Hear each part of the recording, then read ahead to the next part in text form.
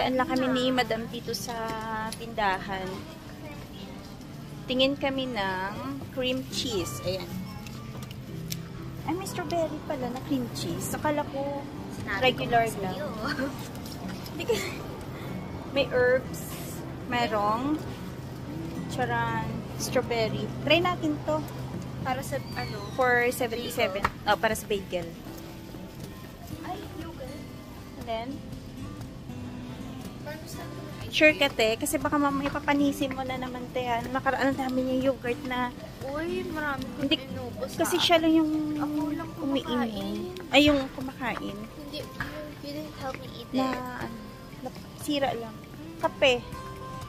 Wala lang po ng kape. Coffee and tsaa. Ay, ito. Mga nakasale yung tsaa. Ay, hindi. Ito. Beng, kuha mo ako nito, Beng. What? Si lemon and ginger. Ayan, o. It's Twinings. Baba, be. Yan.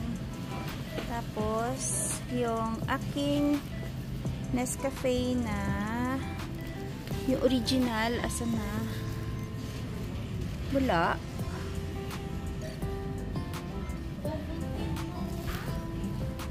Alin? Ovaltine, kuha ka. Isa. Are you sure? Ikaw, yan lang yung ano mo. Kasi wala naman... Ay, pasaway ka. Nakaraan na choco pala yung binili mong compliments, no? Ay, Nis, puro ka chocolate. Naku, ewan ko sa'yo. Tatakbo ka na tatakbo kahit na tulog ka. Bahala ka dyan. Masyado ka na energetic. Decaf. Ito wala yung taster's choice. Choice siya. Ito. Ito pala ba yung gusto ko, babe? Taster's choice. Classy. Yeah. Ayan o. Nakasale siya. How do you even... Ayan o, 597 lang. Dati siyang 799. Okay na yan. Ay, nakuha ka na ng Ovaltine. Para mas malaki yung nasa Costco na coffee meat. No? Pero same lang sila ng price, oh. O, tara na. Dami nakasale na kape ngayon, oh. Tim Hortons, ayan, oh. Save ka ng $4. Yung mga pang-coffee maker. Pamili na kami ni Denise ng kape, Ovaltine, tsaka puro inumin. Siyempre malamig ngayon, dapat pagka yung halimbawa sa gabi after kumain may iniinom na hot choco o kaya meron tayong kape. At siyempre sa morning dapat meron tayong pampare sa mainit na pandesal. Yun, pandesal. Ang madali si Denise. Buti ngayon yung panahon hindi ganun kalamig. So, magluluto tayo ng tinola na ribs, tsaka may konting laman. So, ginisa ko na yung pork ko sa sibuyas, bawang, tsaka luya. Tapos, lalagyan natin ito sa sayote.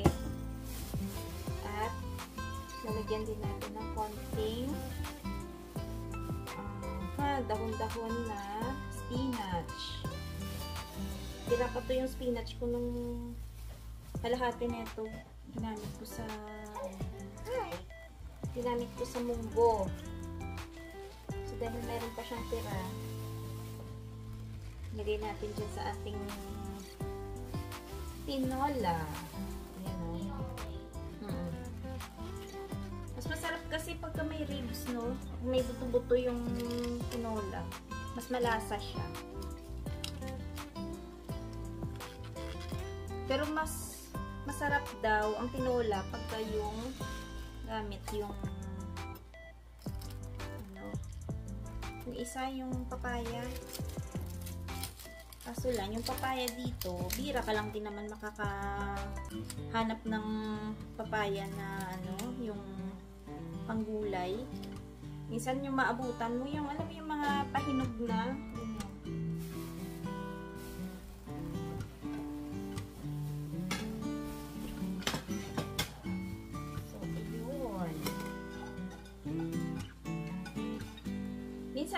spinach, nalalagyan ko din ng yung bok choy. O kaya, kung summer, nilalagyan ko ng yung dahon ng sili, yung tanim namin. Kaso lang, ewan ko ba, iba yung lasa ng sili na, yung dahon ng sili dito, parang iba. Siguro dahil ano, no? Yung mga tanim dito, parang wala siyang amoy na kagaya sa atin sa probinsya or sa Pinas. So, ang ating gagamitin ay itong spinach.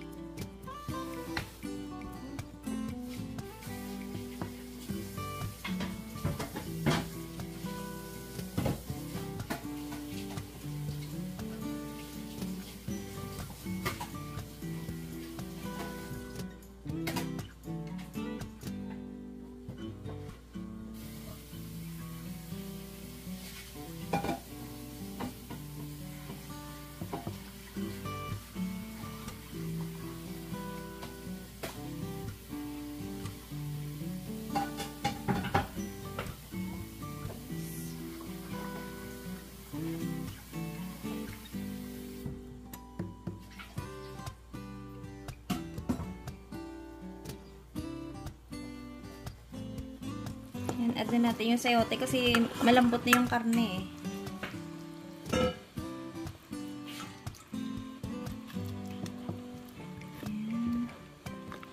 Ayan o. Iba kasi pagka yung gisa mo siya ng maayos, yung karne, parang nagkakaroon siya ng kulay. Pero pagka saglit mo lang siya na igisa, maputla yan eh. Ayan o. Parang may ano siya. May konting sunog-sunog. Brown lang. Hindi naman sunog. Add ko na lang tong konting tubig. Tapos pakuluin na lang natin. Ayan. Nalimutan ko yung aking tanglad. Yung tanglad namin dito, ganito. Frozen. Ito din kanina yung ginamit ko nung nag-roast ako ng manok. Binabad ko yung manok nung parang gabi. Tapos ni-roast ko. Nilagyan ko nito. Tanglad na frozen. Ayan. So, yan din yung gagamitin ko para dyan sa aking tinola. Ginagawa ko dyan, nugasan ko lang, tapos, parang, ini-slice ko lang tong part na to, para yung lasa niya, maghalo na dun sa sabaw. Ito, ganyan lang ulit. Babalik lang natin dun sa freezer. Ayan. So, wash ko muna. Tapos tikitin ating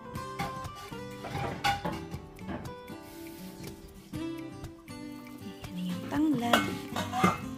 Ayan na.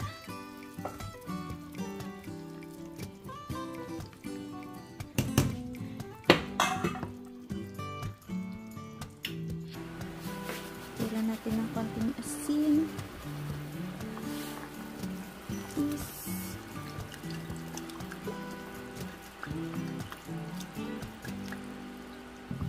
Paminta.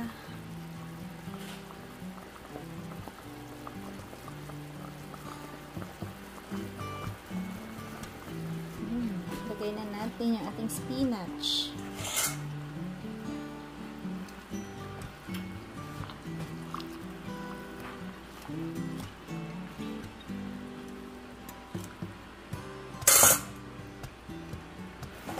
Ayan, naluto na yung ating tinola. Na tayong kumain. Ayan o. Yan ang bango talaga pag meron siyang tanglad. Ayan o. Let's eat. Ang sarap. Ayan o. Buto-buto kasi. Saka may konting laman at taba. Pero syempre, ayoko ng taba.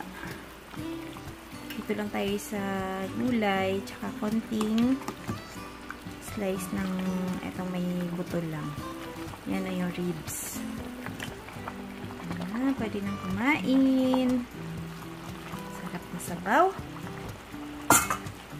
Let's eat.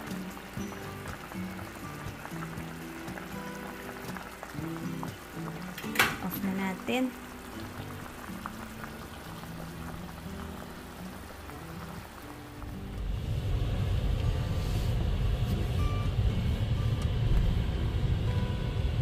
magkano yung gas ngayon.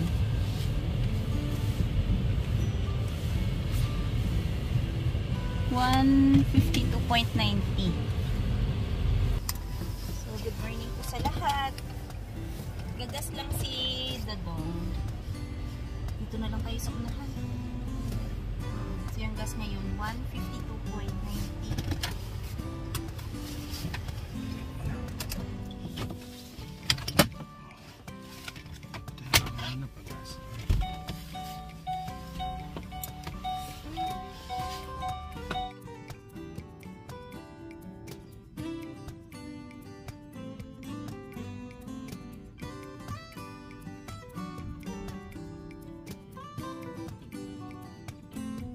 Tapos na si Dadong gas.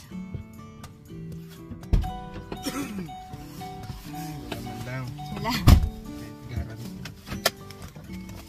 So yung gas ni Dadong, parang nag-last siya ng mga 10 days. Ang nagas niya nakaraan, 80. So minsan, depende sa lakad, hinaan mo yung fan pa. Minsan umaabot ng 2 weeks, minsan 10 days. So, depende sa Gora Bells namin. Kasi madalas, ito yung gamit namin, lalo na pagka snow. Kasi mas kampante siyang, ito yung i-drive niya. Hindi, mas gusto ko kasi i-drive. Inulit mo lang eh. Bukod sa kampante, gusto ko talaga drive. Ano nga? Gusto mo. At kampante ka dito. Ay, ang cute naman yan. Ang cute ng truck. Kita ba? Ayun, oh. Gusto ko yung mga truck na ganyan. Ayun na. Parang naalala ko yung mga tagahakot ng tubo dati sa amin. Kasi yung lugar namin, maraming mga tubo. Katubuhan. Oo, katubuhan. Yan yung mga tagahakot. Yung mga lumang truck. Tapos, nakakamiss tuloy yung probinsya. Paano? Hindi nga. Lalo na ngayon, ito kasi yung season ng gapasan ng tubo no? Simula September, October, November, December, oo. Yun yung mga gapasan ng tubo. Tapos, dadali nila sa... Hindi pa central yun no? Parang meron silang station doon na lagayan ng mga ginapas. Tapos yun. Nakakatuwa. Tapos alam mo yung amoy ng pagka may ginapas na tubo. Dati nung bata ako, parang yun yung amoy na, alam feeling mo magde-December na. Kasi yun. Tapos maraming yung bulaklak yung mga tubo. Tapos yun yung ginagawa naming lantern. Tapos yung ginagawang buntot ng yung pinapaputok yung lumalipad. Sa Quitis. Oo, yan. Nilalagay pala yun? Yung ko kung anong tawag sa kanila. Kasi light yun kasi. Light lang yung... Nalimutan ko anong pangalan nun eh. Basta yung yun, yung bulaklak ng tubo. Tapos yun yung ginagawa kong lantern. Tapos yung nilalagyan ko lang ng cellophane na iba-ibang kulay para maging festive siya tingnan. Ganyan. Hello? Nakakatuwa. Dahil lang dun sa truck, naalala ko yung kabataan. Oo nga, no? Sarap balikan minsan yung ganong mga memories na saan ka lumaki, saan ka paano yung buhay mo nung maliit ka. Ay nako.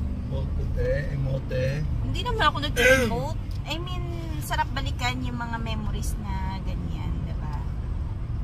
Tapos, yung makikita mo. Kita ko nga kanina, nag-post yung yung teacher dun sa ngayon, sa elementary school na nang nag-aaral ako dati doon. Tapos dati kasi parang ilang lang yun ilang grade lang yun nandun. Tapos ngayon, parang naging hanggang grade 6 na. Naging elementary school na talaga siya. Tapos parang ito yung first na alumni homecoming nila. Nakakatuwa. Oo. Tapos any year daw na naging part ka doon na naging estudyante ka doon, pwede kang mag-join. Oo, welcome ka. ganun. Ano lang. Kumbaga parang bumalik yung mga yung mga memories at eto nga, na taon na yung dati kong school. Ayan, magkakaroon ng first na alumni yung kami. Kasi yung lugar po namin, napakalayo. Kinadadong kasi, nasa center sila. Tapos kami, mga mga sobra 1 hour pa bago sa amin. 1 hour sa bus. Sa city, sa paano pa lang? Sa bus. Pero papunta sa amin, mga tricycle from bayan. So yung mga 15 to 20 minutes. So medyo malayo talaga yung lugar namin sa Kabihasnan. Pero sa ngayon, okay naman na kasi sabi nga nila, naabot na daw ng Coke, ng may wifi. Basta parang may mga na rin. Oh, wala pang Jollibee sa amin. Walang Jollibee sa amin. May 7-Eleven, ano pa ba? Natatawa siya kasi sa amin daw walang Jollibee. May mang inasal na kaya din sa amin, o diba? So ituloy natin yung chika-chika dito sa... Mas maraming tubo sa inyo, sa amin wala. Oo, maraming tubuhan sa amin. Bili lang kaming kape, saglit. Ayun. Dito kami sa kapehan namin. Looking forward kami lagi ni Didong. Ate. Jalapeno at saka ano na lang. Looking forward kami lagi ni Didong sa pagkakape namin.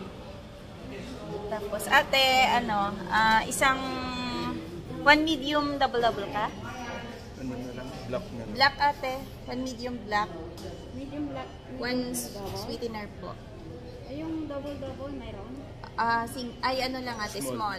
Medyo madami yung mga bumibili ngayon dito sa coffee shop. May nabasa ako pa. 10 years sa Canada. Hindi na marunong mag-Tagalog. Si Dadong. 10 years sa Canada, baloktot pa rin ang dila. Matigas pa rin yung English. Matigas. Bisaya pa din yung accent.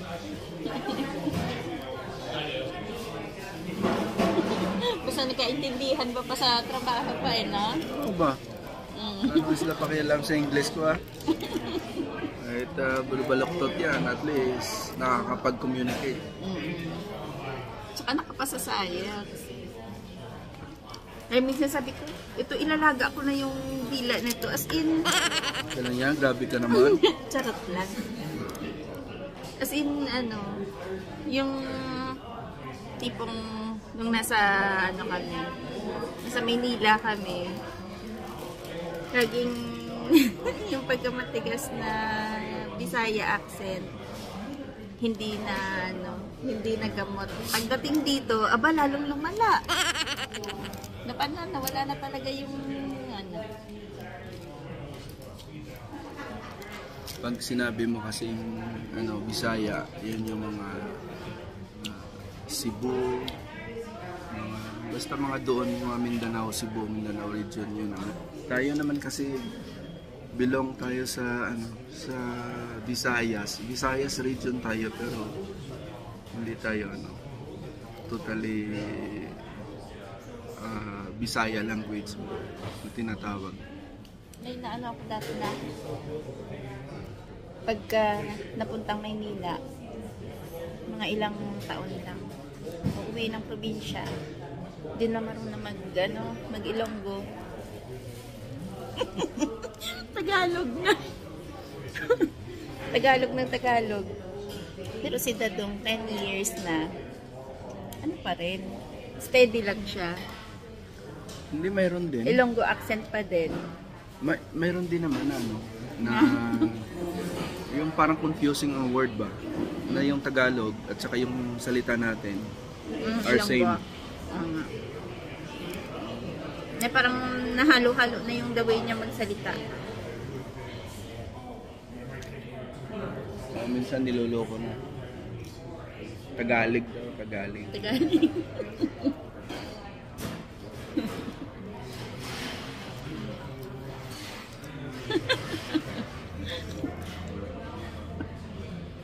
Pero yung mga bata talaga dito, ang bilis matuto talaga ng English. Siyempre, bata yun. Ilang buwan lang. Yung bata kasi madali maka-adapt ng ano. Ang bilis nilang maka-adapt. Tsaka yung Lalo memory nila napakaganda pa. Lalo kung pagdating dito, pasukan agad.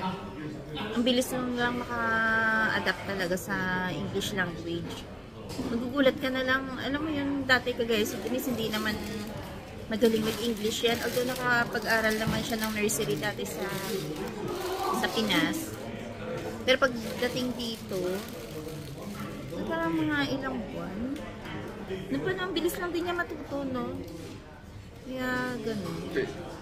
Mas ano talaga. Kaya yun nga, yung advice sa atin, di ba, nung sa open door. Kausapin daw natin ang sariling lingwahe natin para hindi makalimutan. Kasi, mas more ang time nila doon sa school. Na English ang language na ginagamit nila.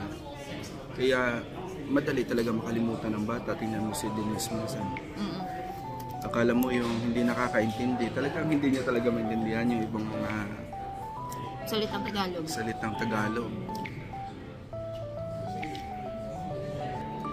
Tsaka napansin ko, yung mga bata, pagka kinausap mo ng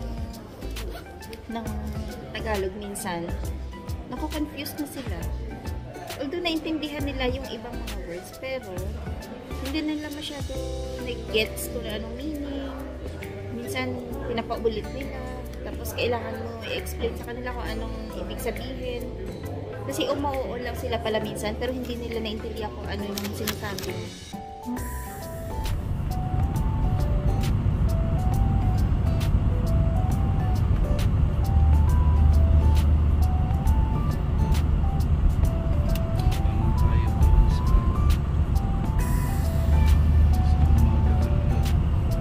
Tayo